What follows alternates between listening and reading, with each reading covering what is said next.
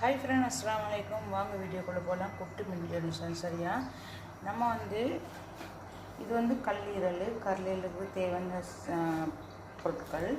இது மரவள்ளிக்கிழங்கு, இது நெத்தோலி கூட்டு சரியா. அதுக்கு தேவையான பொருட்கள் உள்ளி,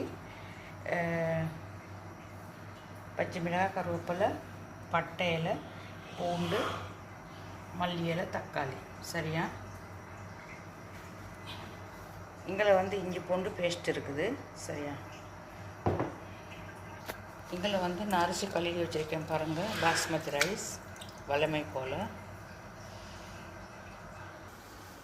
இந்த கோழி கல்லீரலுக்கு தேவையான பொருட்கள் போட்டிருக்கேன். இஞ்சி பூண்டு பேஸ்ட்டு, பச்சை மிளகாய், மஞ்சள், மிளகாய்த்தூள், கரம் மசாலா, தக்காளி, பட்டையில் போட்டிருக்கேன் சரியா.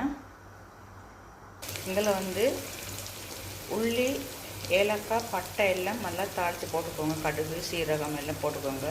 இதுக்கு உப்பெல்லாம் போட்டு நல்லா பிசைஞ்சிக்கோங்க இந்த மாதிரி சரியா.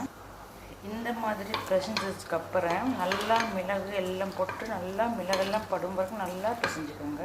பார்த்திங்கன்னா நல்லா பிசைஞ்சிருக்கு பாருங்கள் மக்களே. நான் சீக்கிரம் சமைச்சு முடிஞ்சாச்சு. இந்த மரவள்ளிக்கிழங்கு நல்லா காரசாரமாக மரவள்ளிக்கிழங்கு வறுவல் வச்சுருக்கேன் சரியா.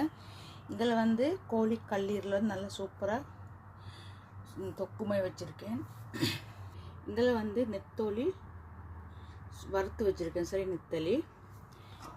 இதில் சூப்பராக அருமையாக ஒரு மரவள்ளிக்கிழங்கு, மரச்சினிக்கிழங்கு சொல்லுவாங்க. நம்ம நாட்டில் மஞ்சக்கான்னு சொல்லுவாங்க, தமிழில் மரவள்ளிக்கிழங்குன்னு சொல்லுவாங்க சரியா. மரவள்ளிக்கிழங்கு சூப்பராக அருமையாக ஒரு தொக்குமை வச்சுருக்கேன். இதில் வளமை போல் ஆவி பறக்க பறக்க பாஸ்மதி ரைஸ் மக்களே. இதில் வத்தல் மிளகாய், இதில் அப்பளம் சரியா.